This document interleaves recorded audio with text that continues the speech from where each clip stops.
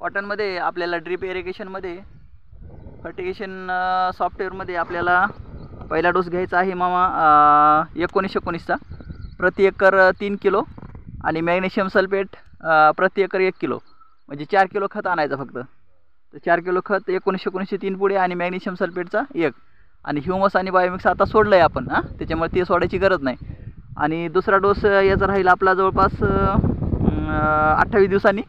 परत आजची तारीख लिहून ठेवा 19 सोडल्यानंतर त्याच्यानंतर 28 दिवसांनी दुसरा डोस राहील आपला. त्याच्यामध्ये घ्यायचं आहे आपल्याला 12-61-05 किलो प्रति एकर. 12-61-05 किलो ह्युमस 5 लिटर आणि बायोमिक्स 5 लिटर. तर हे दुसरा डोस. आणि तिसरा डोस राहील आपला 13-40-13. तर 13-40-13 घ्यायचं आहे आपल्याला परत 28 दिवसांनी. 13-40-13. तर 13-40-13 जे खत असते वॉटर सोल्युबल ते वॉटर सोल्युबल खत पाण्यामध्ये आपलं ह्युमस आणि बायोमिक्समध्ये मिक्स करायचा आणि सोडायचा. त्याच्यामध्ये 13-40-13 पण 5 किलो, मॅग्नेशियम सल्फेट त्याच्यासोबत 1 किलो आणि कॅल्शियम नायट्रेट 1 किलो. असा हे तिसरा डोस होईल आपला. आणि चौथा डोस आपल्याला घ्यायचा आहे परत 28 दिवसानं. तर त्याच्यामध्ये घ्यायचं आहे आपल्याला 0-52-34 प्रति एकर 5 किलो आणि मॅग्नेशियम सल्फेट प्रति एकर 1 किलो. त्याच्यासोबत घ्यायचं आहे आपल्याला गंधक घ्यायचा आहे सल्फर लिक्विडमध्ये घेऊया आपण 500 ml.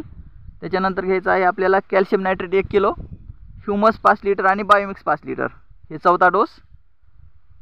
या 4 डोसवर आपला कॉटनचा प्लॉट निघून जाईल. आणि जर गरजच पडली आपल्याला 5व्या डोसची तर मॅच्युरिटी डोस म्हणून एक असतो. तर ते मॅच्युरिटी डोसमध्ये आपण पिकाची वाढ, आपल्या रानाची अवस्था आणि वातावरण, बोंडाची संख्या हे आणि कीड व्यवस्थापन हे सगळं पाहून आपण 5वा डोस ठरवतो. हे 4 डोस तर रेग्युलर आहेत. हे 4 डोस कंप्लीट केल्यानंतर आपल्याला इथं कॉटनचं भरघोस आणि दर्जेदार उत्पादन आपल्या शेतामध्ये मिळून जातं. तर अशा पद्धतीनं आपल्याला फर्टिगेशन मॅनेजमेंट इथं करायचं आहे या प्लॉटमध्ये.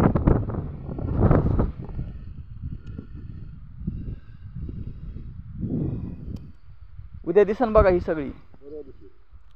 परवा का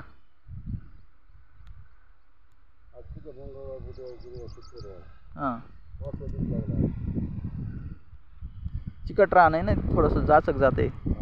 बरं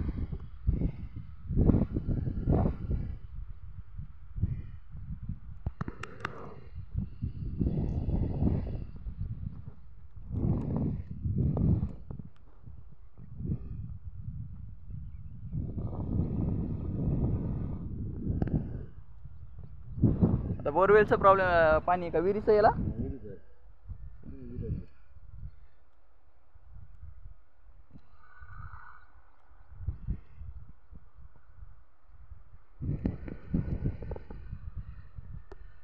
थँक्यू मित्रांनो, धन्यवाद. राम राम.